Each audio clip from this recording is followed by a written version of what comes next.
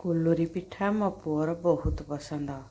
ସାଙ୍ଗମାନେ, ମୁଁ ଆଜି କୁଲୁରୀ ପିଠା କରିଛି।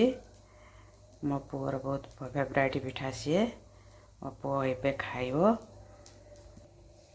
ସବୁବେଳେ କହିବ ବୋଉ କୁଲୁରୀ ପିଠା କର। କୁଲୁରୀ ପିଠା ବହୁତ ଟେଷ୍ଟି। ତା ଦେହରେ ବିରି, ଅରୁଆ ଚାଉଳ ଆଉ ତାକୁ ବାଟି ଦେଇଛି। ତା ଦେହରେ କିଛି ସୁଜି ଦେଇଛି। ତା ଦେହରେ ଟିକେ ଖାଇବା ସୋଡ଼ା ପକାଇକି ଗୋଳେଇ ଦେଇଛି। ସେଥିରେ ମୁଁ ଦେଇଛି କଞ୍ଚା ଲଙ୍କା, ପିଆଜ, ଧଣିଆ ପତ୍ର ଦେଇକି ମୁଁ ପିଠା ଟିକେ ବନେଇଛି। ପିଠା ଆମର ହେଇଗଲାଣି।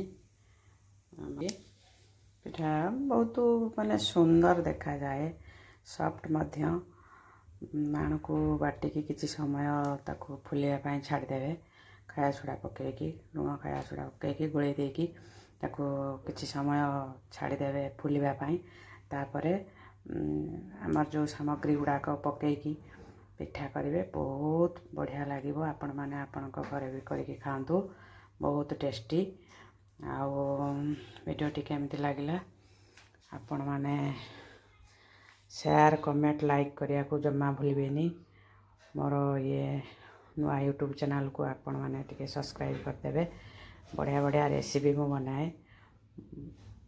ବହୁତ ସୁନ୍ଦର ସୁନ୍ଦର ଭଲ ଭଲ ଖାଇବା ଆପଣମାନେ ଦେଖିବେ।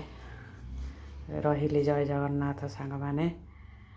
ଆଉ ପୁଣି ସାକ୍ଷାତରେ କଥାବାର୍ତ୍ତା, ପୁଣି ମୁଁ ନୂଆ ରେସିପି ନେଇକି ଆସିବି। ଆପଣଙ୍କ ସହିତ ଦେଖାହେବ। ରହୁଛି, ଜୟ ଜଗନ୍ନାଥ।